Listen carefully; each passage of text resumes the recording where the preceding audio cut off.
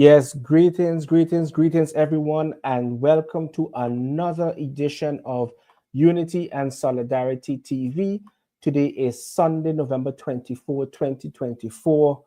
And of course, it is such a great privilege to be with you here today. And of course, thank you for joining us. You could have been anywhere else doing anything with anyone, but you chose to be here with us as we get ready to engage in a very big and serious discussion today as we pay tribute to Mr. Elridge from Putten. We have, if all goes well, we'll be having a number of guests joining us today to share their reflections on this great man, this social activist, this community organizer, and great humanitarian. But before we do that, of course, I have to remind each and every one that we are streaming from, of course, YouTube, our YouTube channel, which is Unity and Solidarity TV. But you can also find this conversation on our Facebook page, which is the UNIA-ACL St. Martin chapter, as well as my personal Facebook page, which is bakari.makeru. to log on. And remember, if you ever want to be a guest on Unity and Solidarity TV, just send me a message and I will gladly accommodate you to have a great conversation. Family, don't forget, if you are in need of a certified life coach or a yoga instructor, please visit Mindful Elevation. There's a YouTube channel. They're on Facebook, Instagram, all of your social media, to find out more about their courses, and the type of support that they offer. So just send them a message if you are interested or you would like some more information.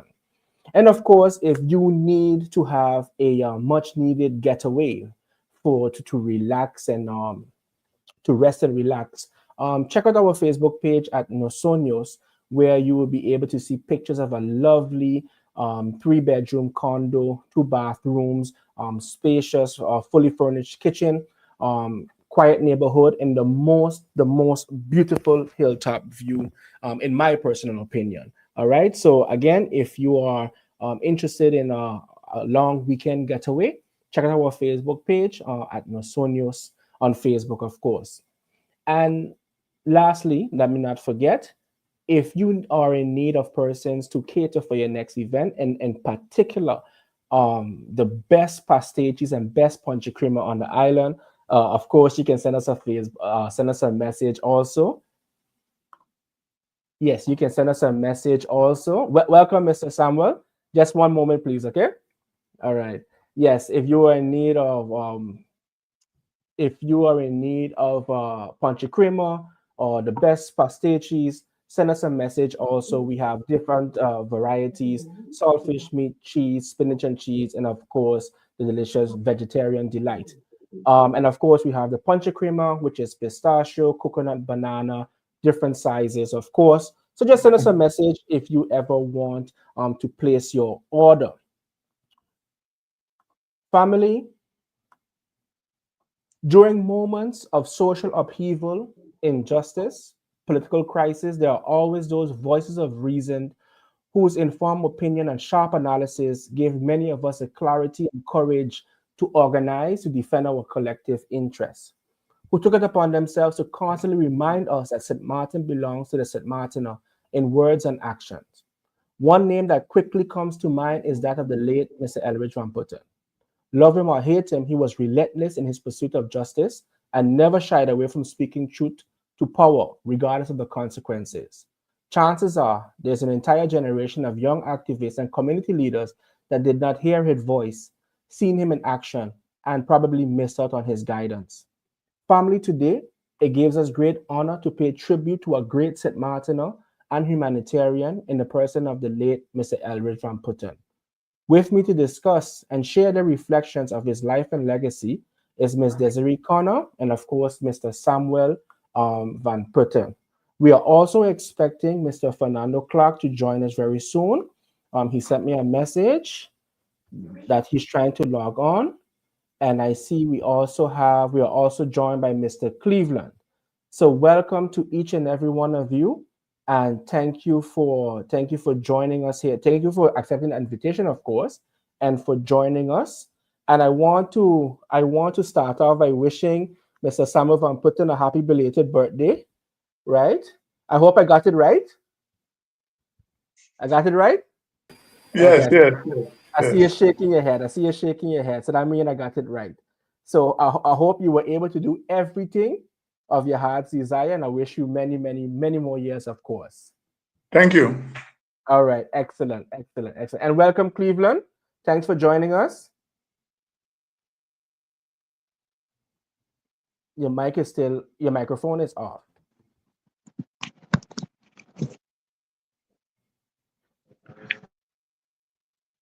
Yeah, I have people in the background making extreme noise at the moment. Okay. That's what. I got you. Okay, give thanks. Give thanks. So while Mr. Clarke is Yeah, trying to me. log on, I'm gonna start off. Desiree, I want to start off with you, right? Um, my first question is, let's start at the beginning, right? And of course, after you answer, everyone else can chime in and share their reflections, of course. Because it's not going to be an interview. I want to have a nice conversation, good interaction and such. All right. So Who was Elridge, Mr. Elridge from Putten, to you, and what made him so special? Well, for me, Eldrick is my uncle. He's my mother's brother. But many don't know he's like my second father. I mean, my uncle Samuel is also like my second father, but Eldridge was my second father before Samuel became my second father, if that makes Look at sense. that. Um, he was a special breed. He would defend any and everybody, not because he's a fighter or anything like that. He could fight also, but we ain't going to go into that. He would defend you, whether you are close to him. He just met you. He know you from long time. You're his family or you're his friend of the family. Whatever it is, if he's seen injustice in and with anybody, he would step in and try to make it right, regardless of who it is. That's who my uncle is. And I say is because he's still with us. That's That's right. who my uncle is. That's right. Yeah. That's right. Thank you so much. Mr. Samuel, Yeah, you hearing me? My mic is yes, on? it's perfect. Oh, okay, okay. First of all, I want to welcome especially Dessiree and Clevie because to have them as a here with you is a great encouragement and motivation for me. Elridge, to understand Elridge, you would have to know his mother Mm, because his mother was a person, she was always a social person. You would not come by his mother and not go with something to eat. So he get that spirit of helping mostly from his father, mostly from his mother. His father was a quiet man, but his mother was this real social person. If you know anything about the church we go to, they had a program called Dorcas. Dorcas was a program, an all-time name for social helpers. Well, my mother was a real social worker, and that went over to LD to his bones. He was really an extrovert, and he didn't have the kind of book sense that you would go to a university for, but his common sense was superior to the best you could find. He had a common sense and a willing to seek justice through any means and any source. That is in a nutshell about Eldridge. thank you. Thank you for that. Thank you for that. Cleveland.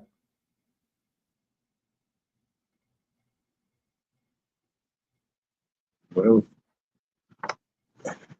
after those two things, have much more to be said. Okay. I mean, Okay. well, Eldrick, well, my experience with Eldrick is the same as Daisy Day. It's basically the same as Daisy Day. Eldrick is not only the uncle, but our second father and one of the second father. He used to pick us up a lot. He used to come look for us early in the morning, Sunday morning, carry us to take a dip. I didn't understand it, why he used to do that.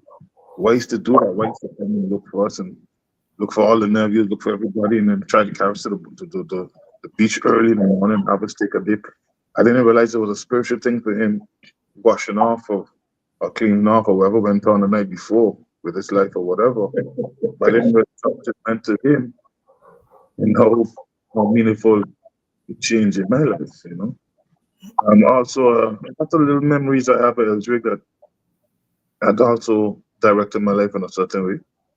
Some memories of him, like if I visit Rambo, Eldrick would be writing letters to the Queen and reading these documents, stuff like that. I couldn't comprehend, couldn't understand. See, but I didn't understand the level. I didn't understand the level, how far he was, how far he's reaching, how far he wanted to change at the time. And it came so natural to him and the fight he was against, the fight for his people, and the fight for his family. But one of the most important things he always tell me, which he had to always say, that nobody better than me, nobody better than you.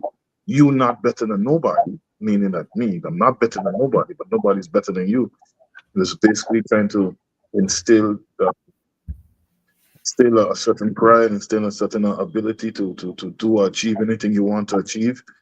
but still having love and a balance for the family, and saying that you are no better than no one, but no one is also better than you. So it's a lot of little small things that milestones and rocks he set that we build foundation from. All right, thank you for that. I want to welcome Mr. Fernando Clarke. Thank you for joining us, and I'm going to go straight to you with the question: who was Mr. Elridge from Putten to you, and what made him special in your eyes? Well, good afternoon to everybody. Y'all can hear me? Yes. Okay, good. Belated birthday greetings to my good friend Samuel too. So, but let me start by saying that the Van Putten family has been close to my family from in the days in Aruba. Okay. So I know Samuel, I know the whole family. We went to the same school in Aruba. So I know Eldridge, we used to call him Ellie, as a matter of fact. Okay. And coming to St. Martin, of course, meeting the Ellie that I knew in Aruba and who I met here were two complete different people. Two complete different people. But we always had that respect for each other because we go way back. The whole family is from his older sister Ruth right down to Ellie himself, and you know. But he was an outspoken person. Mm. If Ellie didn't like something, he wouldn't keep it to himself. Okay. If he liked something, he would, give the praises where praises was due. And where I became real tight with Eldridge is when I started doing my program on radio called Online. Eldridge told me it was one of the best programs on radio. And I used to do a music program and I switched from music to talk show. And I remember the very first night I did that. Mind you, I was going from 8 o'clock in the evening until 12 at night. I was trying to replace Mama's Pearl, who had a program called Night Rap. That's And right. he used to go from 12 midnight to 2 in the morning. But I wasn't doing that. I started going from 8 until 12. And believe it or not, the first night I spoke from 8 until 12, not one single call. The second night I went out, the following Tuesday, same thing. And then I announced, hey, listen, people not interested in this program are going back to music. And it was two people that came to me. One was Julian Rolox, who said to me, Fernando, don't stop the program. People listening. And Eldridge. And Eldridge came to me and said, I will even come and help you with the program. And at first I thought to myself, Eldridge is a loose cannon. To bring him on, I'm going to get him problems. And he came one night. He didn't stay the whole night. He stayed for about 2 hours. And right away I said, no, man, I need a man like this on the program. And I had several people who came in, people would call in and, but Eldridge was the one who stayed. And I got to say he made the program. After the program, I had to drop him home to Rambo. And, we would talk things. And then I saw what role Eldridge was playing in this community. It wasn't just my program, but it was, he was like an ombudsman for the people. Okay. He stood up when there were demonstrations. Eldridge was involved in it and playing a role, not just of somebody at the back. He was one of the main people. He wasn't afraid to speak. And the thing is that some people may not have liked him, but they respected him. Every politician that was a politician during Eldridge time would tell you, I don't like the guy, but they respected him. I remember Eldridge once told me he was going to invite Sarah Westcott Williams to his house. He didn't invite her to his house. He invited her to his aunt's house, Ruth in Madam Estate. And she showed up. She showed up. And I was like, wait a minute. You invite Sarah Westcott Williams, and I believe it was a Sunday that he invited, and she showed up. And I was like, whoa, boy, Ellie, you really got close. You know? And I remember him telling me, I'm going to meet with the lieutenant governor. And I said, boy, you have to go through this one. Then you have to go to that one to make the appointment. They have to know what it is about. And I met Elridge 3 days after that conversation. And he told me, I met with the lieutenant governor. And I said, man, you joking? He said, no. He met with him. Elridge also met with members of parliament. At that time, we had the parliament of the Netherlands Antilles. That's right. When Elridge called for these people, they would show up to talk to him, And that's when I realized that the things that Elridge say resonate with the people and with the leaders. And he wasn't like we would say, he wasn't a pure boy in society. Elridge was a man, when he called, everybody listened. And right now, I'm talking about earlier in the 2020s, but in my house, I have over 3,000 cassettes with Elridge on my program. Dwight Barron has videos of him meeting with members of parliament. I remember him telling me, I ain't afraid to talk to the Queen. And if the Queen come here, I have to talk to her. They have to make some kind of arrangement to involve me in that. And I said, Elridge, I don't know, these things have to go through a lot of protocol and he did it. Don't ask me how, but he did it. So when Elridge had something to say, everybody listened. I remember it was very close with my uncle, Denisha Bryson, also. And at Elridge's funeral was the first and only time I ever saw my uncle cry. And somebody called me in the church and said, go outside and check on your uncle. And when I went out, I'm lost for words. What would I say? It's going to be all right. He's going to come back. I was lost for words. And my uncle looked at me and he said, what are we going to do without Elridge? And those words coming from who it came from had me thinking as if St. Martin has now come at a standstill. Wow. Because without Elridge, we will be at a standstill. If my uncle, the only words he could have said to me was, what are we going to do without Elridge? And I start to think about it. What are we going to do? Is there a replacement? Is there somebody who's going to take up where he left off? And I can tell you, I can't recall exactly how many years ago he passed away, but I can tell you, the country is with a void out Elridge. We lost a gentleman who did not get his due recognition in this society. That's right.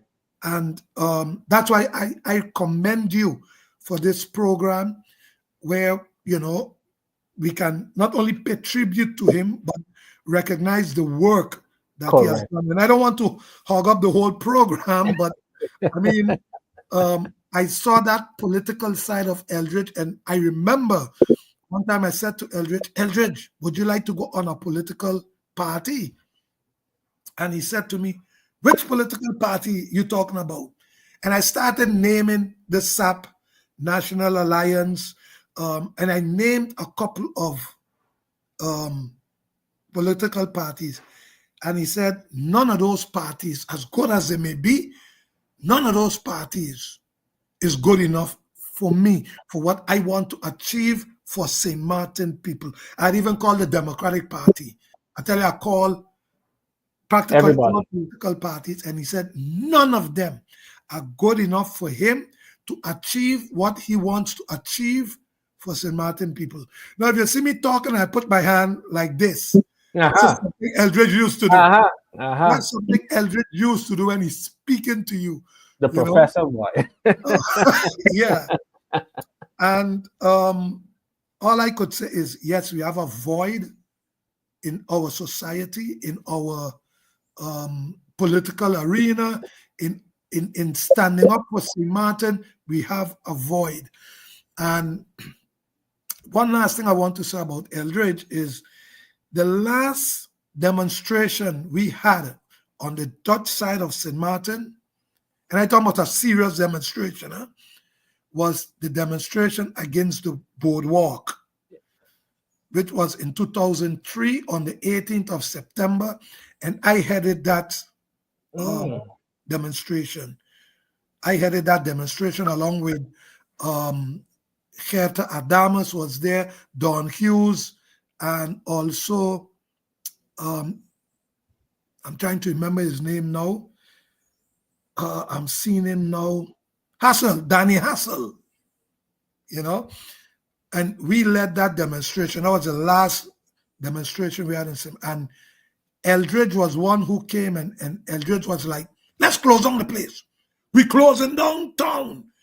And I was like, you know, is that the only way we could do this? And he was like, if you want to get it done, Fernando, trust me, that's how you have to do it.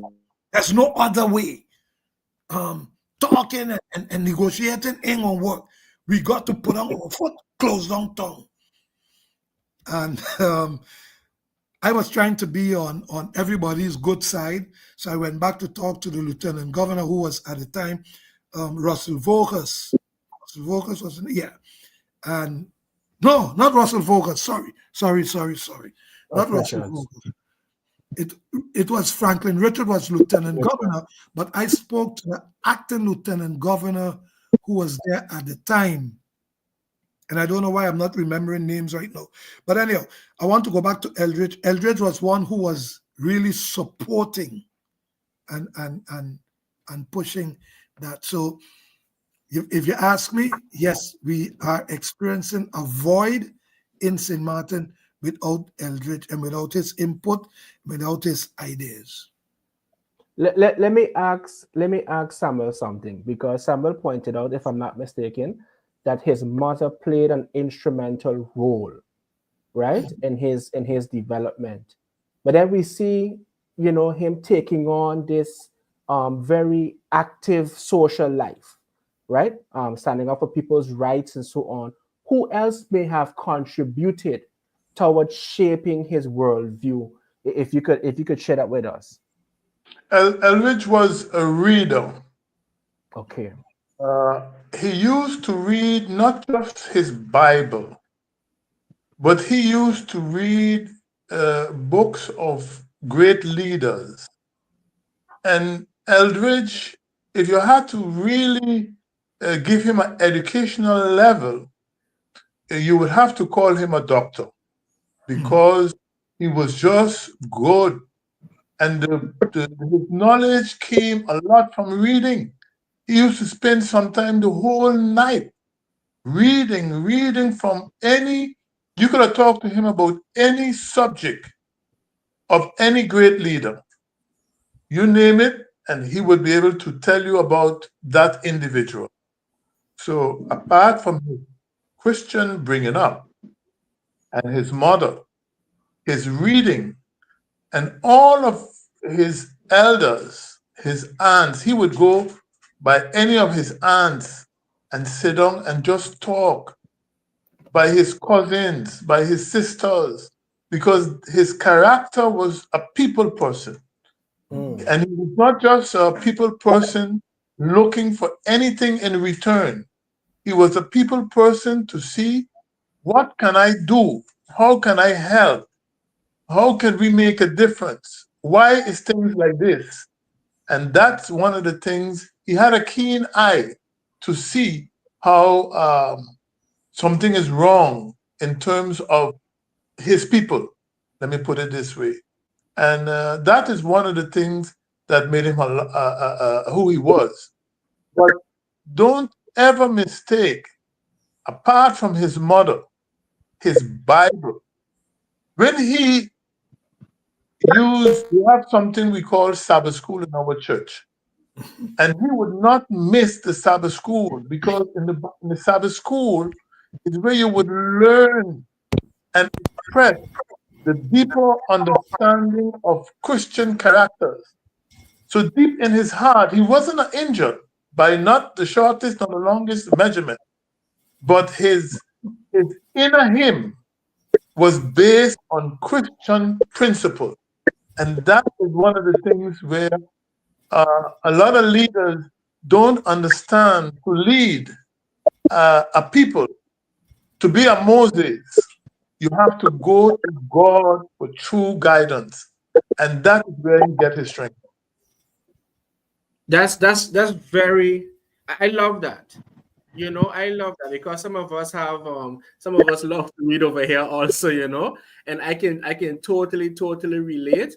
But when it comes to the reading part, but I love the fact that you emphasized how crucial the crucial role of the family, right, played in shaping his consciousness, as well as to show that he's a product of his community, always wanting to respond to what he sees and not just simply act as if it's out of his hands. So I really love that.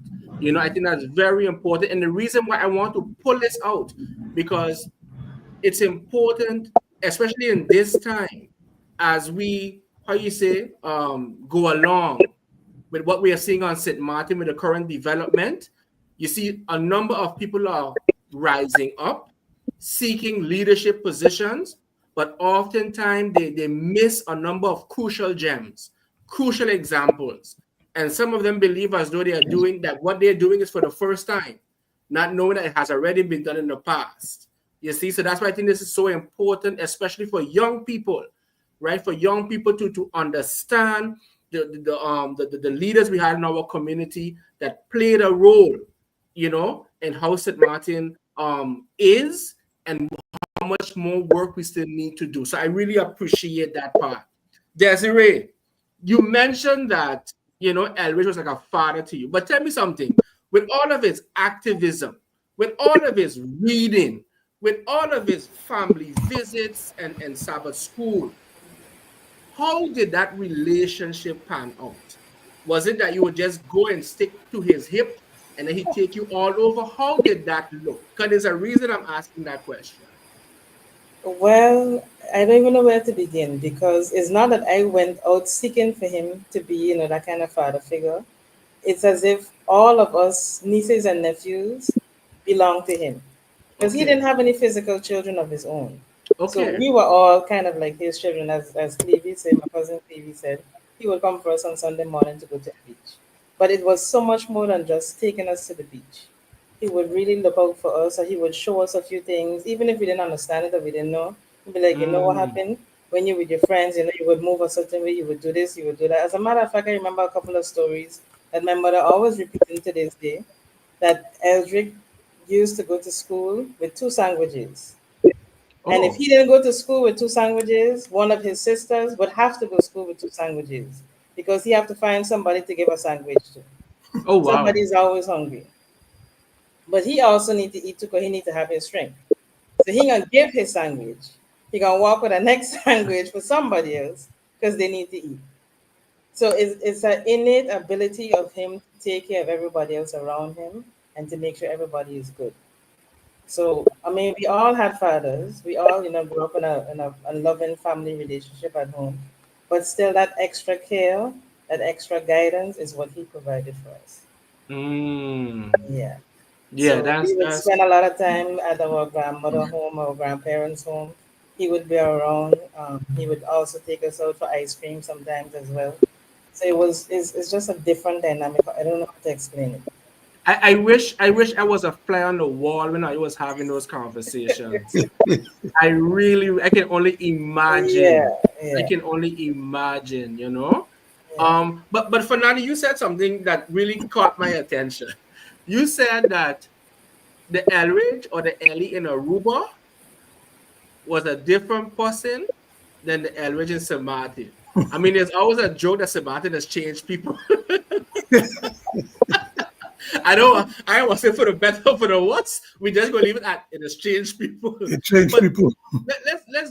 let's go a little deeper into that observation. Please share a bit more about that. You know, when Elridge came to St. Martin, when I met Elridge in St. Martin, he had more leadership quality than what he had back in Aruba. Now you have to remember he was probably, let me see, 1, 2, 3, 4, 5, maybe one before the last of all the children, I believe he was, right? And when you're growing up, the oldest one is the leader, okay? And then whoever's older is leader of whoever's younger. That's how family were created, you know, how they existed. So you always listen to your older brother or your older sibling or something like that, okay? So he had maybe like 1, 2, 3, 4 or 5 above him, correct? Okay. Yeah, he had 5 above him. Yeah, he was the 6th, and then there's another sister after him. Yeah, okay. So I'll tell you another family, huh? But people got to realize this about Ellie. Ellie was a union leader, you know. Okay. Ellie had a problem with the workers. The problem, let me say it so. The workers at Port-au-Plaisance after Hurricane Lewis had a problem with their jobs and their salaries. To make a long story short, they were being fired and had to reapply for their jobs. Some of them would get, some wouldn't. Elridge represented them, and he got the biggest payout in the history of the Netherlands Antilles. With a leader go under the bridge like, oh, that's a big thing. Yeah. Elridge got the biggest payout in the history of the Netherlands Antilles, and that has not been matched yet. Okay? But we forget those things. We forget Elridge and what he accomplished. Now, some of the workers were not happy with certain details in the payout because they look at it like Elridge was the leader. He was not an employee of Port-au-Plaisance, and he got a big payout. Okay? And some of them felt he didn't deserve that. Mind you, you know, they got what they had to get. Okay? And then we know about the court case with all of that and the say. And I could tell you about that case because Elridge sat with me and not only told me about it, he showed me the document, the court documents and everything from the beginning to the end. So I know the case. My uncle, who's a lawyer, also was privy to those documents. Okay? So the Elridge that I knew in Aruba did not show leader quality up to when we left Aruba. Then the Elridge that I got to know here, he showed leader qualities, you know, and you saw it in him. And I don't know if Samuel could have come to this and his other siblings, but if you say Van Putten, or you tell somebody, I am a Van Putten, the first one, you Ellie brother, or you Ellie sister, Elridge, let me put it that way. Because the name Van Putten became synonymous to Elridge. Okay? In the past, you would have been, if you say Van Putten, they'll probably ask you, are you George Van Putten's son or nephew or whatever have you. But then Elridge brought that, how would I say? You know, you have Van Putten, you think Elridge. Yeah, it became synonymous. Yeah, right. That's the word I was looking for. Okay? Because Elridge was a leader, and those are the qualities we saw in him. And he was a no-nonsense guy. You know, you couldn't come to Elridge with no. I remember Elridge telling people things on my program that I had to tell no, Elridge, I have to apologize for saying that. I remember one time he called Sarah Westcott Williams a dodo, on the program. And I said, no, Elridge, you can't do that. You have to apologize. And he tell me not apologizing. He thought about it, and he came back and he said, hey, listen, I will apologize on radio, and whenever I see the good lady, I will apologize to her in person also. Okay? Those qualities are the qualities I did not see in the Elridge from that I knew in Aruba, and the Elridge that I knew in St. Martin. And it's not that there's anything bad or anything like that, but those are some of the qualities, the differences I knew in him. And in Aruba, he was this and this one son, he was this and this one brother, he was this. In St. Martin, they were recognized by Elridge, So he turned the table there. But remember, and when I talk about leader, union leader in demonstrations, leader in standing up, he just had leadership quality. Okay, I don't know if someone wanted to weigh in on that aspect. Well, he wasn't just a leader; he was a humble leader. Elridge was also a school bus driver, and at that time, Elridge used to drive literally the biggest bus on the island at that time. And we used to transport children because children was always part of the day. So we used to transport children coming through Hidden, and we used to go through Grand Cause, French Quarter, bringing children to the Max School and Academy School and Milton Peters College. So he had not just with adults, but he also had a respectful position with young people. Because if you didn't have something to eat, if you didn't have something to drink, he would make every effort, even if he didn't have the money in his pocket then, he gonna find a way to tell, listen, come back and pay, but give the child it now, because the child wants it now. So it was not just among adults where he became known, where they can see kindness in him, but even among the younger generation then that are now adults. I sometimes go, like Clarke said, sometimes you go places and I would get special favors because of Elridge, even to this day. Because those children that were small then are now grown, and they still would remember some kindness or some goodness of Elridge. Wow, that's beautiful. That's really beautiful. That's really beautiful. Fernando, I forgot to. I have to remind you, right, that while I was studying in the Netherlands, when your program online with Elgin was on, some of us used to stay. Okay, holidays about 5-6 hours ahead. Yep. So some of us used to go to sleep very early, right? Wake up in the middle of the night just to listen to your program. Yeah, I know. Okay. Yeah.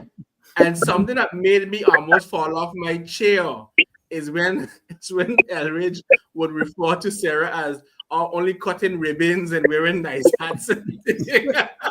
He used to say anything that come to his mind. Listen, I can laugh now, but at that time I was like, but this man crazy. You know what I mean? Because exactly. we understand the culture of St. Martin. You see, in St. Martin, it's like you criticize, whomever you criticize, you can expect there will be some sort of consequence. You understand? And of course, that in itself caused many people good ideas, good ambitions, who would just try to, make themselves small because they didn't want that type of attention, they didn't want that type of a heat, But I'm telling you, I would just listen to the conversation between the both of you all, and I would just be like amazed, You understand? Because the perspectives that he was bringing, I wasn't getting on PJD2, respectfully. Okay, I wasn't getting it from the other journalists, so to say. When he spoke, I could literally hear the voices of workers. I could hear the lady from Middle Region who really need her rent paid. I could hear the father who really wanted to send his children to school. I wasn't getting that from anybody else. You understand what I'm saying? So that's one thing I wanted to share with you and with the family, and that's why I keep on saying, you know, when you listen to Elridge, you just feel a sense of responsibility. You feel a sense of responsibility, and you're like, you know what, St. Martin is mine, and I'm going to fight for it. And like, for example, Fernando, you might know this. Maybe someone might know it too. The others might be too young. There's a group from Guyana. I can't remember the name. They have this song called "Not One Blade of Grass." Trade Winds. Trade Winds. You see, I know you want to know it. I know you want to know it, right? And when I hear that song and I listen to the concept, it reminds me of him because he was not giving up one blade of grass. That's him. You see, and that's something that we loved and admire. You know, that's something that we loved and admire for sure. And of course, you see, he was a trade union man. I still a trade union at heart, so you know, we was following those demonstrations like every day. You understand? Every day. So I am glad when now, you know, I hear these stories because you all are now bringing the human aspect, you know, to Elridge. Some of us might have rightfully so elevated him, you know, to hero status, but to hear that he would have brought sandwiches, you know, for someone who did not have. I mean, you know, or to help the school, cheering them or whatever. These are great stories. I hope you all are documenting these stories, you know. I really hope so, because I know he wrote a lot also. He wrote a lot. Let me look at Dessiree of Cleveland. Maybe one of you have his articles. What happened, or where could we find the body of articles that he would have written in his lifetime? Yes, I have them. Go ahead, Clevie. Come a little closer, Clevie. I think my mom have most of those documents, but for us as family, the documents, you know, the documents is just paper. We understood that he come from a place of love. Elridge was built around love. Everything he did was for love. The fights we had for people, he didn't need anything. Elridge, how to put it's real strange. When I was growing up, I was trying to, because I had a little more time than most of the other family of my generation in Rambo, around Elridge and around Samuel, around George and so forth. And I get to take in some things that I couldn't understand, but they really went into my bone. Elridge didn't needed nothing. Elridge would have never been hungry. He didn't want to work for a soul. His plan was, in his life, he wasn't going to work for nobody, but if you work for somebody and they're not treating you right, he's going to fight for you. And I couldn't understand that. Why get yourself involved in somebody's business? But that person was his family too. That person was part of him too. That person, he even for the few minutes or the 5 minutes or he have to pass that person. I love what he connected that person. He couldn't leave that person behind. But Elridge was a person built. Everything he did was built from love. So I think for the documents, my mom has most of those documents, and for the letters I had Fernando talk about, he said he gonna meet the Queen. I was in the room that day when he was writing the Queen, and he told me writing the Queen. I'm like, yeah, you're writing the Queen. I couldn't believe it, writing the Queen. He pulled out a next letter. He writing the Queen by hand. He wasn't typing, huh? He didn't have no internet these times. There wasn't no computer. He didn't have no typewriter. He was writing by hand. He write it by pencil and write over in pen. He come by Esther, do whatever, to fix something. Somebody fix something, and they got my Samuel get some money for a stamp, and he was good. And he pulled out receipts that the Queen answered him. He showed me letters the Queen answered back, and showed me the 3 letters she answered him back. And I was like, wow. But why are you fighting for these people? Why? We good. You're going to be good. Not we were rich. We were never rich with money or those kind of things, but we were so wealthy growing up. Well, in my view, we had everything we wanted to have. We had the love. We had the mothers and fathers was there. The grandmothers was there. They would, and the kind of teachings and the kind of fellowship we had together. We was the richest. So I couldn't comprehend why. But with Elridge, it was about love. It was about the person who could not help themselves, he was going to help, and he was going to make it his business to do that. And he loved life too. So people, we're going to sit there about good things he did, but he also enjoyed life. He loved life. He loved to go out and enjoy his nightlife and not enjoy his friends. But he understood the balance. He had a great balance of life, but that that was difficult for most to comprehend and put a ring around. But I can tell you, it was based on love. Everything he did was boxed in the box of love. Nice. Nice. But tell me something. Why did he write? Why did he write to who was it? Beatrix?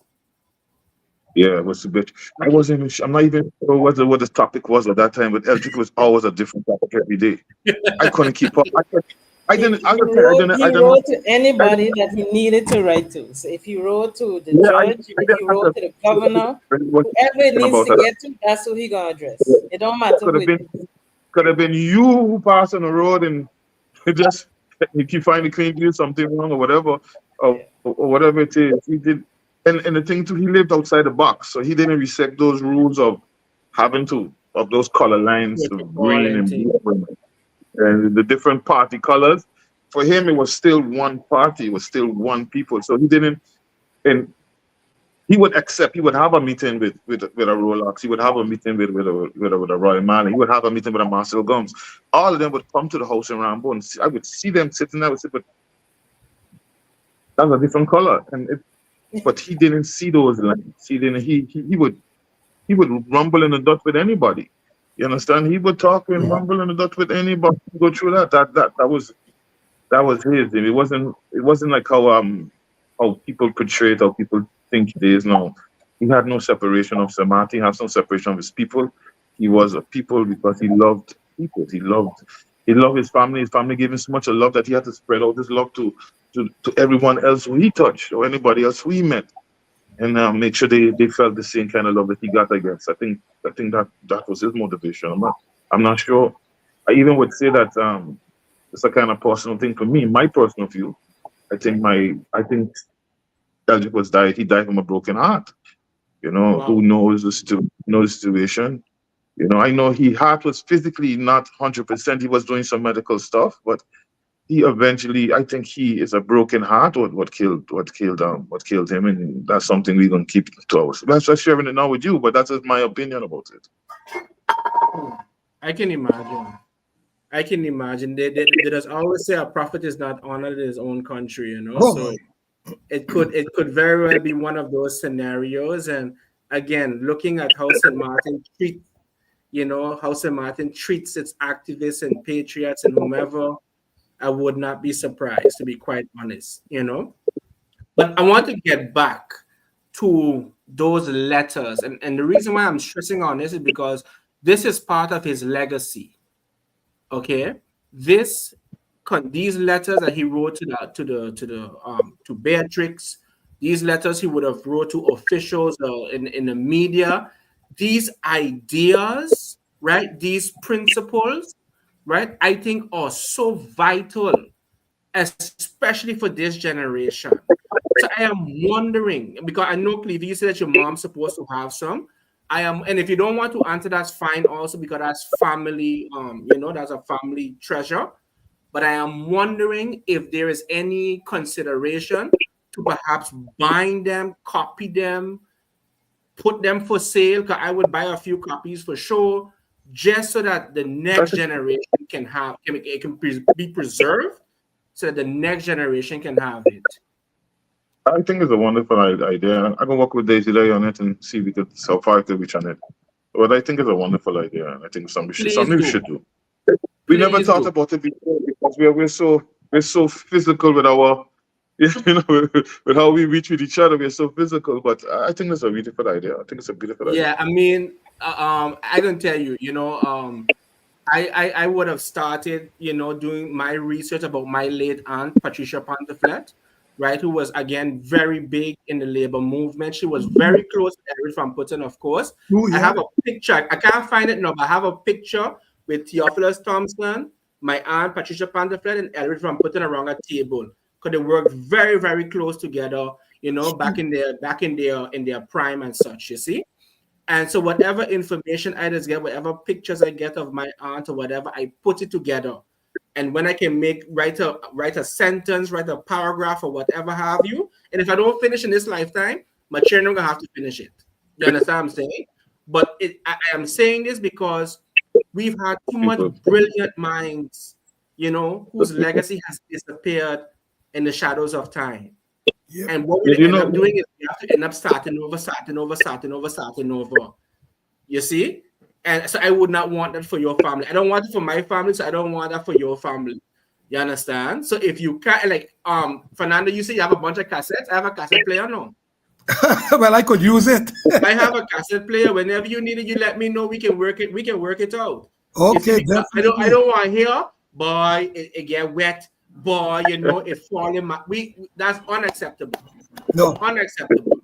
You understand? But we have to work on documenting and archiving those things. We didn't really think and focus. I said we got to work on documenting and archiving those things officially, because of course a lot of his writings are probably spread out across the family. Some may have this binder, some may have that binder. So we really got to compile it and secure it, because definitely a lot of what he said and what he wrote about, if we don't do this gonna happen. Sure enough, it really did happen. And give us some examples. If it didn't happen yet, it's about to happen. Give us some examples. I don't want to go political about it, but a lot of his political writings are coming to pass. Okay, give us some examples. If we keep our doors open and we don't deal with the immigration issue, we're gonna be overrun. We are now a minority in our own country. That's one example. There you go. There you go. That's one example. Okay. Earlier, both Elridge and Cleveland spoke about, how he would help people. I remember one time while I was working at the bank, Elridge came to me with a gentleman who had applied for a loan at several banks, and he didn't get through. And Elridge brought the gentleman to me and he said, Fernando, I want to give this man a loan. As if you can give him a loan. So you don't need a loan fee, sir. He friend need a loan. And looking through the thing, I said, Elridge, the gentleman cannot qualify for the amount he wants. So Elridge turned around and tell him I think it was Spanish he was speaking, and told him, listen, you can't get this amount, but you could take it, and then we're going to see if we get the rest someplace else. So I said to Elridge, if you're going to let a gentleman take a loan here for the maximum that he could get here, he can't go nowhere else and look for more, because they're going to put him in financial. He said, you don't worry about that. We're going to fix that. We're going to fix that. So I gave the loan for the amount, the maximum he could have get. And then he and Elridge disappeared. And it wasn't even 4 months after, because I gave the guy the loan for 3 years. 4 months after, Elridge came back with the guy and said, we want to pay off the loan. I said, what? He said, the loan you gave us, we want to pay it off. And he told me, don't go about putting no penalty or nothing like that. You get back your money. Elridge wasn't negotiating, he was telling me, this is how it goes. That's what he doesn't know. And I did that for the gentleman. But what had happened is, this gentleman wasn't working. He didn't have a job. And he was looking for a job, and the guy needed certain things to be able to get that job. And Elridge wanted that money for him. And Elridge helped the guy with his rent, went talk to the man landlord. He said, he's up on him for 3 months. He went talk to GEBE. Listen, Lambert, this man is paying light and water for 3 months. And that is what Elridge went from door to door doing for this man. He didn't tell it to me right away. It's after the guy paid off the loan, Elridge told me, and I said, Elridge, there's your family, you're in love with his sister.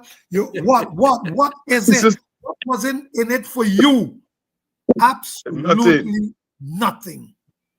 Absolutely nothing. And when I saw Elridge do that, let me tell you something. As on Tuesday nights, I used to drop home Elridge after we finish at the radio station. I had to put on the news, then program the radio station, then we could. So we would leave around 12:15. And we would always stop at a gas station, get a drink. Then I would go to the journey to drop home Elridge. If I yawn, Elridge would tell me, stop. Fernando, go home. Put me out here. It could be in the middle of, it could be somewhere in Colby. It could be on Colby Hill. It could be wherever. If I yawn, so I used to hold my yawn now because I feel guilty to put, Elridge actually stopped where Port de Plaisance is now. Elridge, stop me, stop. Go home, go sleep. I gonna get a ride home. I said, but Elridge, suppose he said the first car pass, gonna give me a ride home. Wow. And I turn around by Port de Plaisance. While I turn around, I see Elridge jumping in another vehicle. Elridge used to tell, now I used to drop in all the way because I used to feel bad. But if Elridge see me yawn or I look tired, he would tell me, hey, go home. I gonna get home. And he said, don't worry about me. I gonna get home. Sometimes he said, before you reach my home. Wow. And believe me, Elridge there was never a day Elridge struggled for a ride home. As long as I had vehicles on the road, Elridge was taken care of. Because somebody would pass and say, that's Elridge. And everybody knew him. Haitians, Dominicans, those, wherever you're from, they knew Elridge. So when I tell you we have a void in this country when we lost Elridge, I mean, and not know, listen, Claude Watty passed away. Life continued. Yeah. We had, and I could call people that passed away, Derek Holiday, and you could call people who played a role in St. Martin, but somehow when they passed on, their role was covered up, or it was met. There was no void. Okay, we had Walter Kramers, who was chief of police. He passed away. We had another chief of police. Okay, but we never got a substitute for Elridge. Never.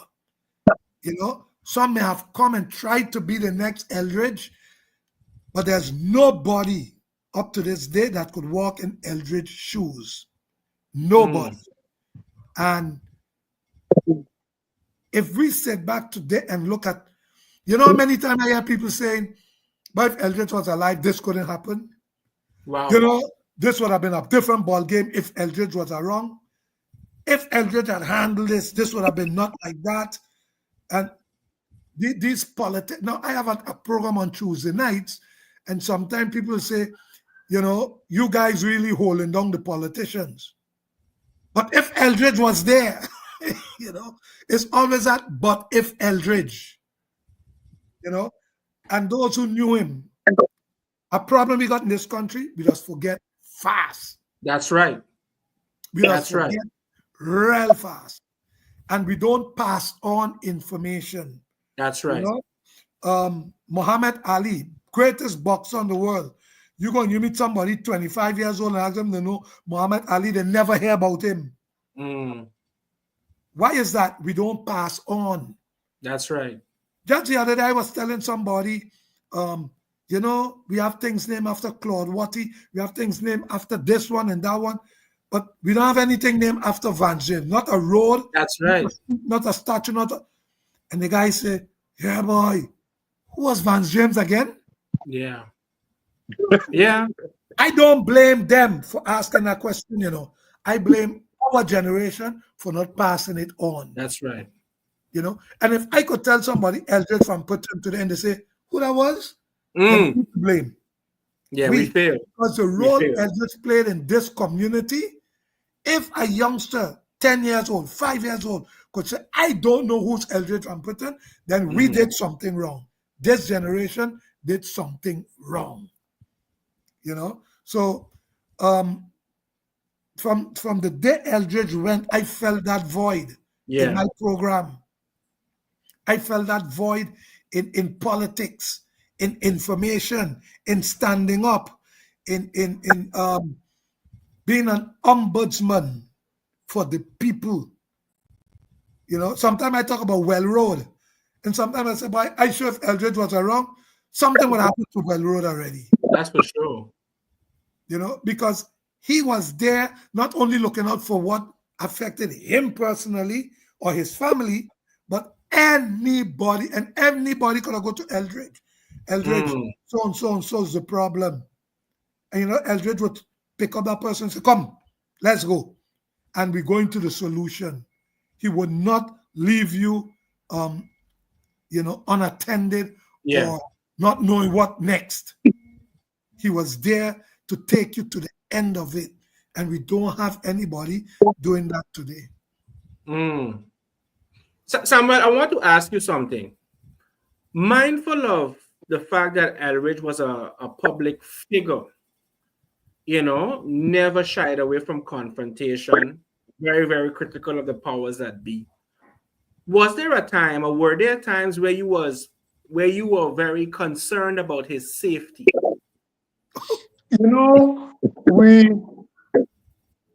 We are not a people who live by fear. We don't know fear in that way.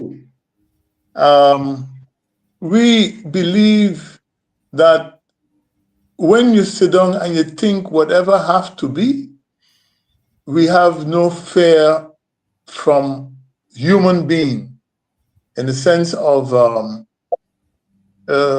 there's nobody we feel is greater or better or can do us harm, because within us we know God.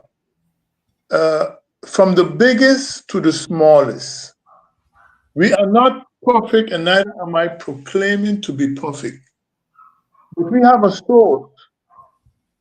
We have a God that it falls back to.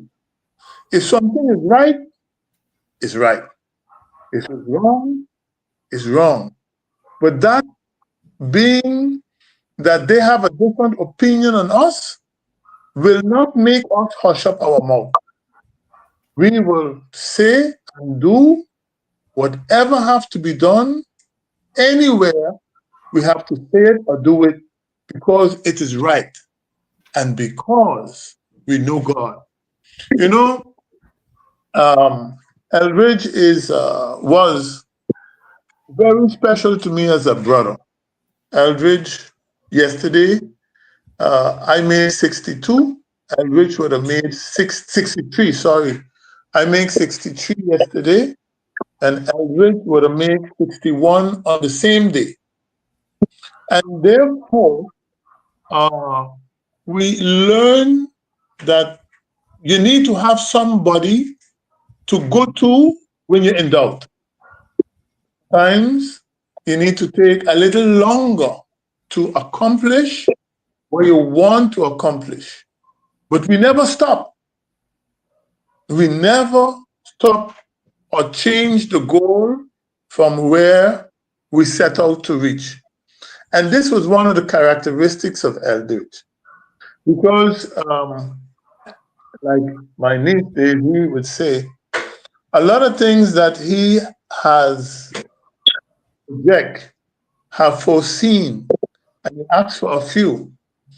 One of them is, it was said in the past by Elridge that we are going to give away our St. Martin position of who we are. And if we look today, to a great extent, we become almost, saying almost because not all of us, second-class people in your own country. He said it, it came to pass. He made remark on the justice system. It came to pass. I want to go in what he said. He made remark on the way St. Martin is going to be governed, economy. Many remarks. That's why it's good that you want to know these things that is written.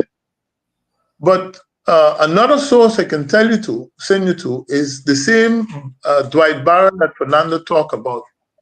In those days, Dwight Barron and Franklin Bryson, Fernando uncle, used to have a program, and oftentimes they had people like Elridge on it. And they have those tapes. I don't know if those are the same tapes that Fernando referring to. But if you would go through the history and the thing that he predicts comes to pass, and the bad part about it is today, if you want to get advice on a particular thing, you can hardly trust someone. You could say, hey, listen, this and this is the case, how to proceed. And that was one of the things with Elridge. He knew persons who he could have gone to in the height of crisis and said, this is what is going on. How should I proceed? And when he got that information, he wouldn't tell you who tell him, but he was always accurate, because he wouldn't just go by one. He would go by one or two and compare the answers. And this is what we need to have as a people. In every other race there's always what we would call a wise man to go to. Today, we don't know who you could trust as a wise man. And so we know we always have God, and that is always the foundation. But I mean, a flesh and blood character that you could go and sit down and say, hey, listen, this is what taking place. What do you think I could tell that person? What I could do, or etc. That is one of the things that we should try to put together. I know there's a young man. I think he's a Clarke. Clarke. Anyway, there's a young man who is now seeking to get a program going on St. Martin. Oh, he's a Madeleine. Sorry, no, he's a Madeleine.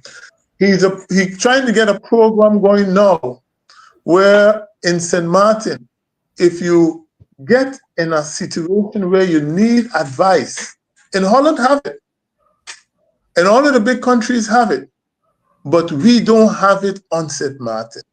And so therefore, as a St. Martin people, we're not only coming to be like a second class, but we are being boxed in where you just can't get around, because the powers that be, they are holding their heads together. And Elridge predict this. He talk about it. But we now are almost struggling on our own to make, and I'm talking a little bit in parables. So if those of you who know a little bit about Martin running would understand what I say. Elridge never used to talk in parable. I need to be a little bit more careful, because I'm older. I'm now 63. But he never used to care. That's one of the big difference between himself and I. But answering your question is we missed a good person. Let me just simple like that. And we missed a good person. Let us strive now, those of us who are still here, to surround each other and help each other from one day to the other. And sometimes it takes a call.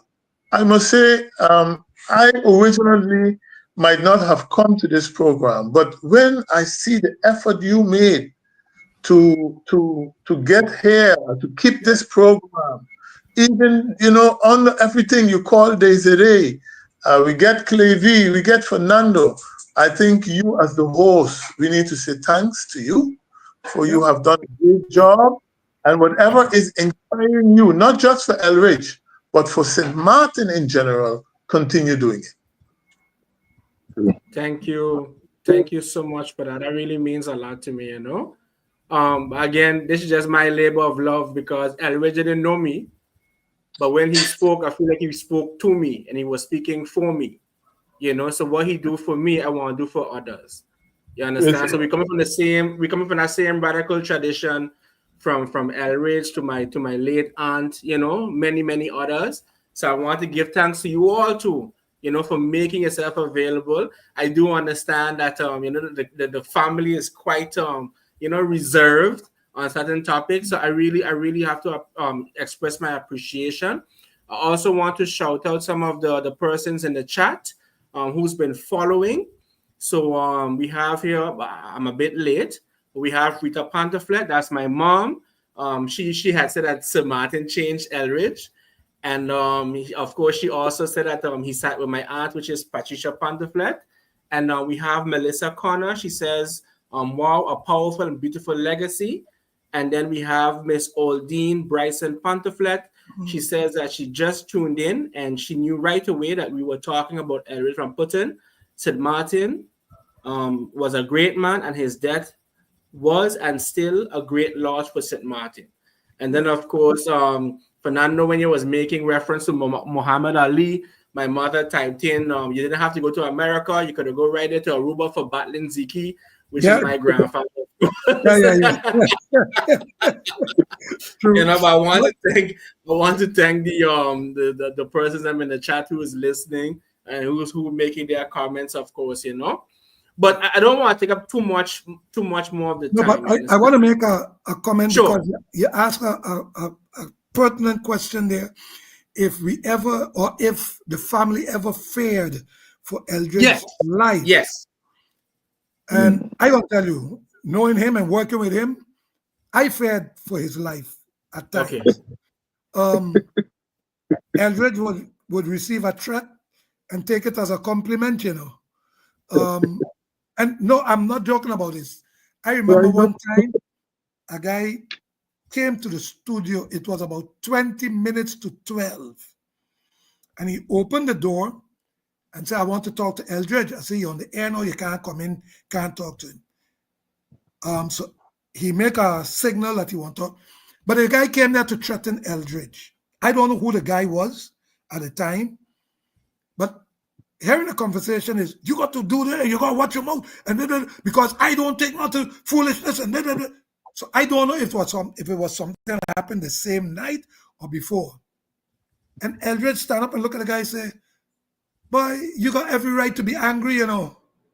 So I understand for you. So thanks for letting me know that you're angry, and I really appreciate that. Elridge went back in the studio and finished the program. Now, if I didn't hear what the guy said, I would think the guy was complimenting Elridge. And I know once Elridge told me, if anybody want to harm him, he used the word kill. I saying harm. He said, please do it to my face. Don't stab me in the back. He said, if you want to kill me, come and do it to my face. Don't stab me in the back. You know? And he was displaying this bravado kind of way that I'm tough. I can't fight. You know? He said, but you're going to hit me and get away though. You're not going to harm me and get away. That was his thing, huh? You ain't going to harm me and get away. And I used to say, but Elridge, you don't be afraid or you don't be concerned when you're going to these places or going to talk to these. He's afraid of what? You know? And he turned to me and said, but Fernando, if you're afraid, don't go, you know. But if you're going with me, you're not afraid. So I was like, okay. Yeah. But if me personally, yes, there were times I was concerned because you saw what they do to other leaders in other countries, you know, and, you know, the family is a God-fearing family. I know this family since I was born, and they are a God-fearing family. So I understand what Samuel is saying when he said, no, we have God, so we don't have nothing to fear, you know. But there were times I was really concerned about Elridge, and not about only people harming him, but listen, let me tell you something. We mentioned this, you know. Elridge served prison time. Oh yes, that's true. That's true. Yeah. That's true. That's true. But even in prison, he was a leader. I remember that. Elridge was a leader. Elridge stood up for what you call this thing? The Inmates Association, I think it was. Yeah, he started it, and he was the leader. He stood up for conjugal rights. Yes, that's true. That's true. I remember that program. Yes, okay. I remember that show. Yeah. So I used to worry about him being incarcerated or being held, you know, for the maximum length of time that the prosecutor could hold you, you know, just to scare you or shut you up or anything like that. The prosecutor could come and hold you for 2 days. Then he could ask the judge to extend it to 10 days. Yeah. And what if they do that to Elridge and hold it for 10 days and then say, okay, we have nothing against you, you could go home? You know, those are the things I used to worry about with him. But Elridge served prison time, and in prison, he was a leader. And he wasn't afraid of the other inmates. He wasn't afraid of the management of the prison. He wasn't afraid of the prison guards. He stood up for what he thought was right. And even when he was released, he stood up for the inmates. He continued standing up for them. And a lot of rights that inmates are enjoying today is thanks to Elridge Van Putten. Wow. Okay? Like I said, we just forget, you know. That's right. We just forget.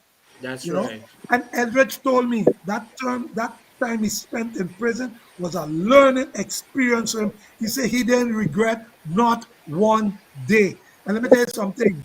He could tell you about all who used to come and visit him, you know. Politicians. Politicians used to come and visit Elridge. Clergymen. Okay? His pastors from his church and so on.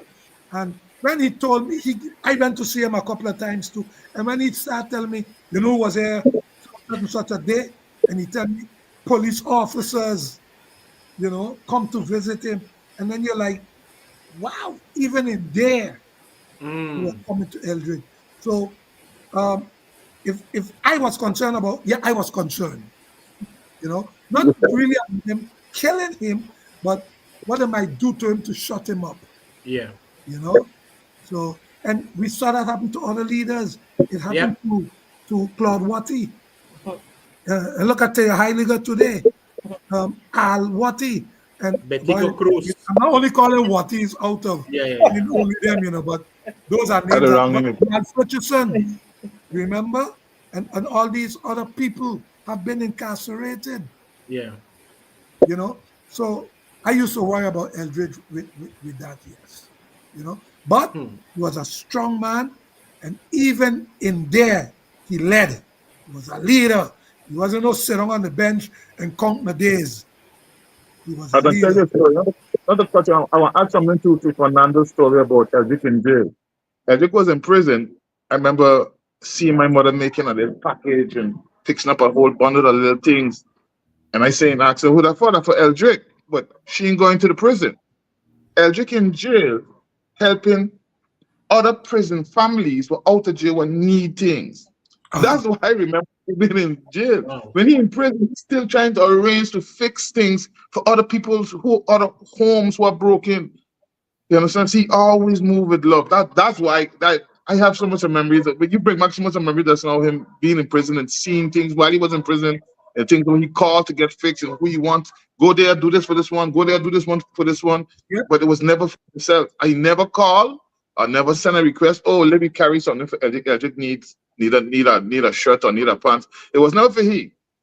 It was never for him. Always for somebody who he see was in need.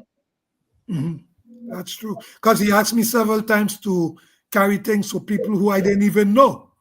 And all I have to do is drop it to them and tell them this from Elridge.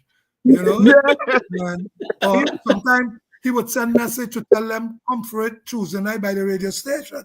So I would walk with it, and the people would come in. Sometimes I don't even know what it is. Somebody drop it for me, I had to hold it, and somebody would pick it up. You know? You have to fix But I trust Elridge, and Elridge will not have given me any contraband to give anybody or anything like that. It was never You know? But for somebody else. That is a Yeah. fact. You see, no, yes, I'm going to get upset. Right? I'm going to get upset. Because you are walking around with so much beautiful memories. And I have been blessed as a result of this conversation. Because it helped me to look at this man on a different level again. Yep. You understand what I'm saying? He really embodied the phrase, I am my brother's keeper. If I'm listening to you all correctly. You know, that type of selflessness that we see. But not only that, to add to what you're saying there, Bakari, he was more of a humble servant, which made him a leader. He wasn't just a leader for clout or for name or for titleship or, oh, I can get this back and I can get this, you know. No. Yeah. He really did it, as Clevie said, out of love. Yeah. This is who he is. He can't help Yeah. himself. We always And if say, why you giving away your last shirt, your last bread? Why you giving it away? He would just do it. yeah. Tomorrow gonna take care of itself. He need it today, he gonna give it away. Tomorrow he gonna have something else. That's okay. Let Wow. me make two remarks that many people don't know that Elridge said. He said, a people must be judged by themselves. Meaning, in the legal system, Yes. you should have Black people judging Black people. He said, if you don't have this, Yeah. there can be no true justice because you're not being judged by your kind. You're being judged by a different race with a different background experience. I don't know who are the Black judges remaining. You had Manning was a Black judge. You had Wally Harvington was a Black judge. And they were to judge their own. Today, I don't know who are the Black judges that we now have. I'm not going in deep into it, but I'm just bringing forward one of the things that he predicted and he said was wrong. And today, you can see the consequences of something he said, and today it came to pass. Another thing he said, in the Antilles, it's hard to get justice. Why it's hard to get justice? Because if you have a case that have to go to the Supreme Court, you cannot find a lawyer in the Antilles to present your case in the Supreme Court. For you to get a Supreme Court lawyer, you have to go to Holland or find a source in Holland to present your case to the Supreme Court. And the next step is the cost. He said the cost to get a matter to the Supreme Court as an Antillian makes justice out of the reach of Antillian. Now, if you is an Antillian and you have to find legal fees to present your case to the Supreme Court in the tune of 30 to 50,000 euro, it means that because of that, all the judges have to do is don't make a decision in your favor. And as long as there's no Black judges, and as long as the court system have the liberty to simply ignore your case, they know that you do not have 50,000 in your pocketbook from your grandmother to present your case for justice. And this is a matter, just one of the things that he would talk about. And today, you're seeing a limitation on Antillians, St. Martiners, because that time it was Antilles, St. Martiners and Antillian getting a fair share in a matter of justice. And this is one of the things that he talked about. And today, he had a vision to see it before, and it appeared to be that way today in St. Martin.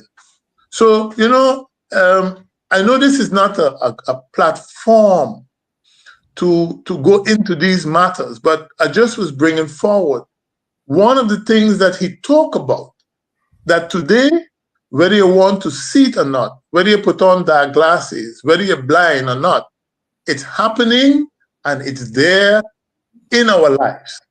And anybody who look around, and that's why you sometimes we have to stop fighting for justice not because we're wrong, but because the system made it almost impossible for you to get your job. So that's all for now. Okay. From that Yes. point of view, you would say, yes, you should be afraid. You should be afraid, or you should have been afraid for him. But he never act from fear. Yeah. It doesn't matter what the case is before him or he had to deal with. You cannot live a life from fear. And this is Bible. Bible teaches us that God never wants us to live a life of fear. Yeah. And we have to overcome. If it's one thing you get from him, you would have to know you have to live a life, but not in fear. My grandmother said that fear and God can't exist in the same place. They can't exist. They can't Can't exist exist in the same place. All right, give thanks, give thanks. So let me ask this. With all that has transpired, right, since his, transition, if he was around today, what issues would he have concerned himself with? All. Do you think? All. All. Agreed. He would have You been not believe you based on the No, accounts agreed. that you all are giving. Nothing would I not laugh, pass him. but I believe you. I truly believe you. To show you a personal story as well. In his last couple months, he really did have some medical issues. He would travel to Martinique for heart surgery and so forth. In his hospital bed, and I can't remember if it was just before or just after the surgery, he would have my aunt, his sister, prop him up in the bed, give him a pen and a paper because he got to write because he hears something on the radio or he Yeah. reads an article in the newspaper. He got to address this matter now, no matter what condition he in. He got to address this matter no matter what he's going through. Yeah. And I can't remember really if it was before or after the surgery, but whether he was in jail, whether he was in the hospital, whether he was up, whether he was down, whether he was, all there or not, he had to address that issue. So no issue would not pass him, regardless of what's going on. That's why I say Regardless of who's in power, it doesn't matter. He would address The it. only, the only difference is with I think he would address every issue, but with Eldrick, he also had different ideas of solutions. This Right. was a strange Eldrick. His solution might be a little out of the box, but when he points out problems, he had different ideas of solutions. Maybe they wasn't right, maybe they were right, but every time he points out different, bring to the light of solutions, he had ideas of how it should be done, how Right. it can be done better. So it wasn't just pointing out the problems and saying, oh, Sarah, one could do this, Sarah, one do that, this or that. He also would say, okay, let's do this, let's do it this way. And so, see, I know nothing would have passed. I don't think in our situation now with how Sir Martin is going and GP and finances, and nothing would have passed. Nothing would have passed. And I might even be so bold to say we may not have had so much issues going on now if he was still around. Maybe I we would have believe so been too. veered to a different course. Maybe we wouldn't get so far out of hand. Hmm. But do you think eventually he might have ended up in the political arena? He was Yeah. already in the political arena, whether we No, but I mean believe on it a or not. party, whether he He create a doesn't have party. to be in a party to be a Good. part of politics. I want you No. to You want repeat that. No. I know why I No, asked the but I'm question. serious. I He want doesn't you to have to repeat be that. tying his name to a political party to be true. part Yeah, of politics. The same way how he didn't have to get a lawyer degree to be a lawyer. that's right. He would literally go into the courthouse defending people as a lawyer without a lawyer Yeah. degree. I mean, I don't know if I could give away those secrets either. No, but I know about He that. Yeah. would do it and win cases. Seriously. Mm-hmm. I helped him write some articles. Helped him prepare documents. I'm telling you what is factual. He The would case he won literally from Port of stand Plaisance. in front of the judge and word for word, I can't use a better word, but battle with him in legal terms Mm-hmm. because he was a scholar without the degree, That's because he right. read so much, because he had different networks of people. He knew a lot, so you Yes. can't back him in a corner. Yeah. He would twist it around. The case with Porter Pleasance, they were begging him to get a lawyer, Yeah. you know, but he figured he can defend himself, and he did. He did. Yeah. So Listen, I You really need a family. Oh, go ahead, Clevie. Go ahead. Go ahead. I just want to join the part. Would have never joined a party. Judge was part of all the parties. All the Yes. parties with him are his families and friends. That's These are true. the That's people true. that if he really he knew them and he sat with these people, and so he could have discussed. He could have pointed out the bad you're doing and still sit with you and tell you, listen, so and so and Yeah. so and so. So with Edric, it wasn't with him personally. It wasn't a separation. He wouldn't go in a red party or a blue party. He wouldn't have joined any of the parties that were existing because he already had his party. His party was family and love, and you Okay. have to listen to him. He was making enough noise with his love that he was a one man party that you had to listen to. He didn't have to yeah, go into the politics as an activist, he was making enough noise to that when the politicians want to make the bad decisions, they used to go by Rambo, ask Yeto to go down. Hey, are they down there? And go down in the yard and talk to them before they go and sign them bad contracts. And maybe Fernando could tell you, all of them bad deals they make, they used to go down and find out first, hey, listen, I'm going to do this. I need you to behave. And if he said, no, I ain't going to behave. And he used to tell them, I ain't going to behave. They what? If they do that, this, if they do that, I'm going to do this. So a lot of those decisions might not have happened. I agree with you. A lot of things might not have happened because they used to come and speak to him first because they know he's going to bring it up in Fernando's show. They know he's going to go to our next show and talk about it. They know he's going to write a letter about it. So maybe certain things would not have gone so far. I do agree, but he would have never joined any particular party. Wow.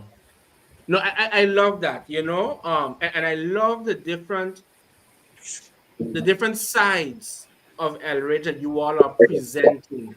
And because you're telling me about the organizer in the street and in prison, Yeah. you're telling me about a humanitarian, you're telling me about a power broker, you're telling me about so many people, so many different, so not people, sorry, so many different values and characteristics in one person.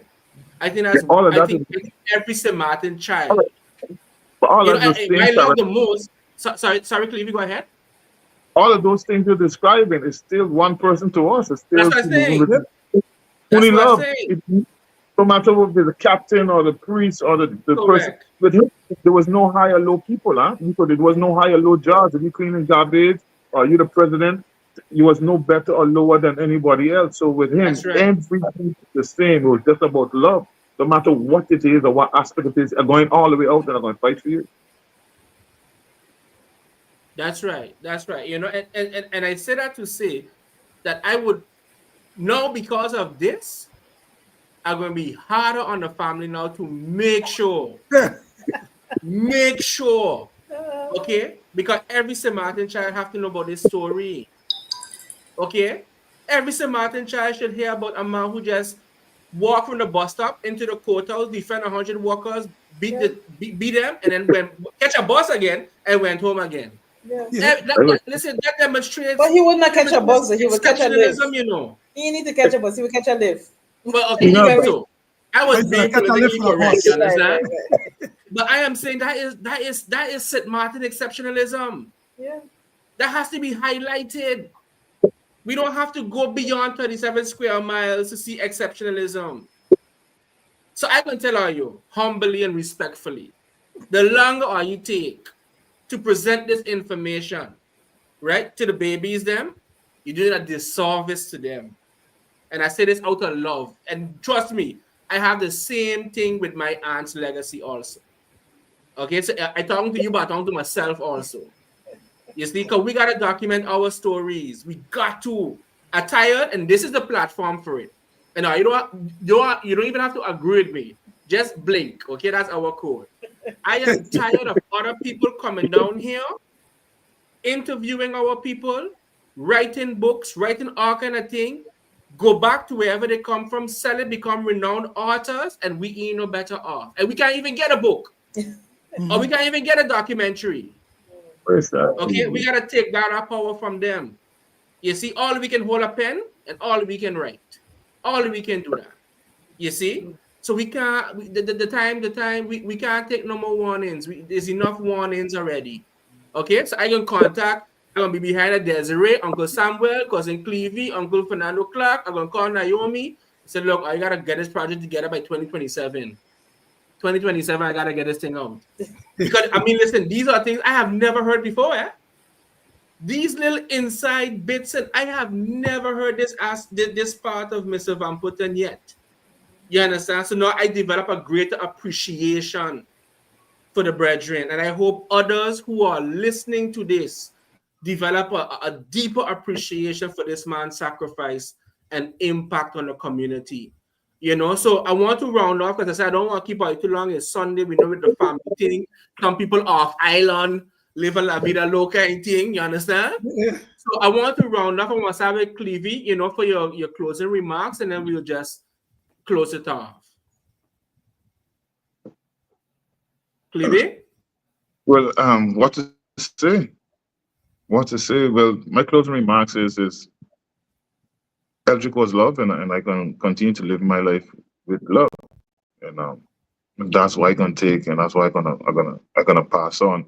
I'm gonna pass on his flowers to others who I meet on a day to day, and the people I deal with on a day to day with the same strength and love that he lived with, knowing that my family is there and knowing that I can do little, but my little can be a lot. And that's what I'm going to say about Elric. I'm going to be Elric every day. I'm going to be Elric every day by being Clevie, but I'm going to be Elric every day, and that's what all I could say. That's right. Thank you so much. Thank you so much, Fernando. Well, I'm glad we did this, because we have so many icons on this island that fade away. After they die, they just fade away. And our history is then being told to us by other people, as we can document our own history and acknowledge our heroes. And one last thing I want to say about Elridge. Elridge had a contagious laugh, You ever hear Elridge laugh? I don't remember it. If Elridge got a good joke and Elridge laugh, you will show up. You don't know what you're laughing about, but you're laughing too. He had a very contagious laugh. Even at his funeral, the pastor mentioned that and said Elridge had a contagious laugh. And that is a fact. He had a very contagious laugh. May his soul rest in peace, and may he be remembered in St. Martin for a very, very long time, because he has done a lot for St. Martin. What is not being done anymore, Elridge did. So may his soul rest in peace. And what was the quote again that Denisa Bryson had said? About how will we live without Elridge from Putten? How will we go on without him? I gotta remember that quote. Yes. Okay. Give thanks. Uncle Samuel. Yeah. Yeah, I would like to say, first of all, extend my gratitude for this program again.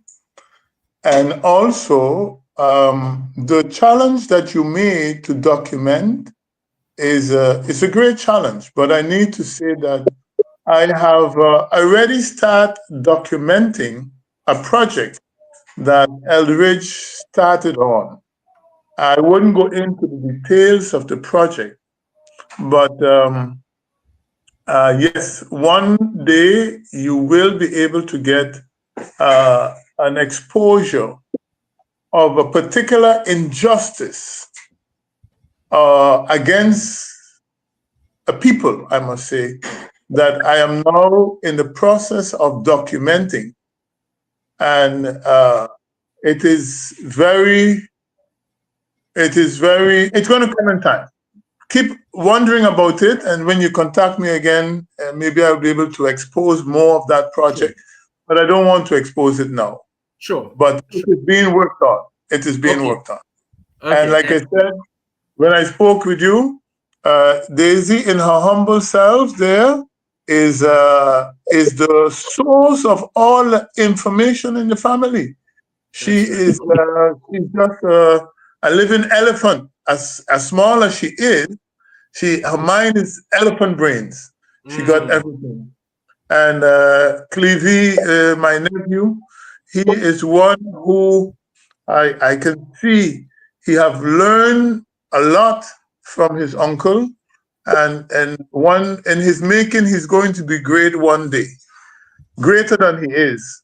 And Clarke, I want to thank Clarke because, like he said before, as a little boy, I used to get a ride home in Clarke family car. For you to know my Yeah. relationship with Clarke.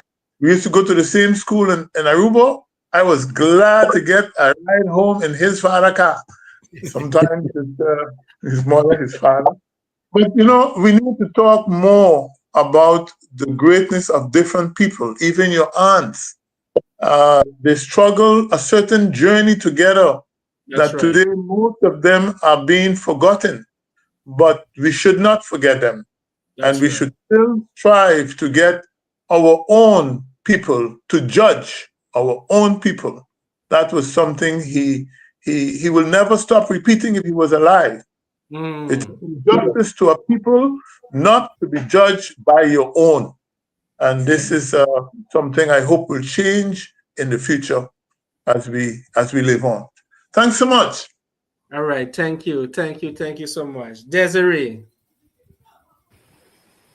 Okay, so I will keep it short because, again, I'm not much of a talker, but my uncle, he is who he is, he was who he was. And I keep saying is again because his spirit, his embodiment, his teachings, most of them still live on amongst us. As my other uncle Samuel said, we don't really move with fear. Not to say that, we all are bad John or we are bad man or we could do whatever we want and get away with it. But to a certain extent, yes. We have love, we have God and everything, and we will continue his legacy in different formats and different ways. Some of us are more outspoken, some of us join politics, some of us will, deal with judgments and judicial issues.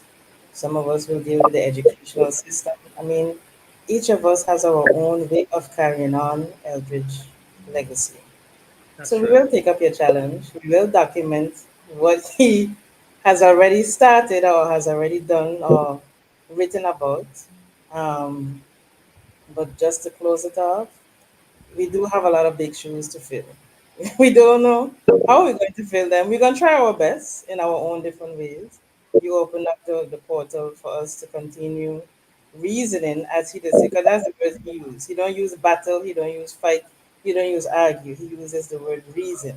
So if Reason. we could all reason and come to a solution, not just to fix issues that belong to a certain class of people, or to bring down the political system or the justice system, but for us to become better human beings, better citizens of St. Martin or citizens of the world, whatever it is.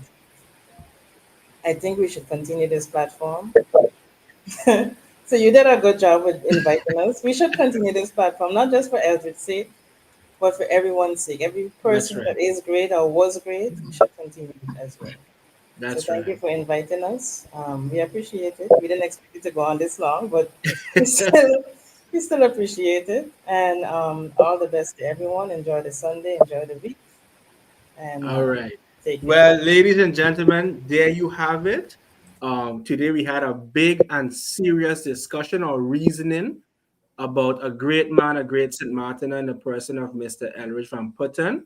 I want to thank the family once again, and I want to pay special homage to Naomi. Because she's the one. I reached out to her, and then she introduced me to you all. And I was so glad when all of you all accepted the invitation to be part of this conversation. This again is just a labor of love, and when we do things like this, is because we are thinking about the next generation. I'm hoping that a 10-year-old or a 5-year-old hears this and starts to ask questions, and hopefully, as we know in our African tradition, when the mind asks a question, the mind can also answer that question, right? So I want to thank you all for making the time available. I really enjoyed this conversation. You all have no idea.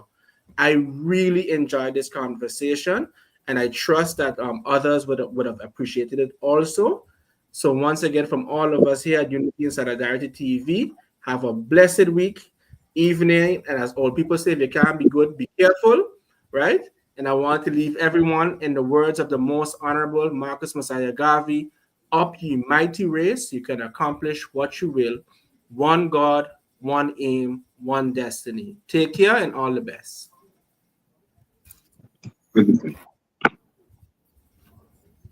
And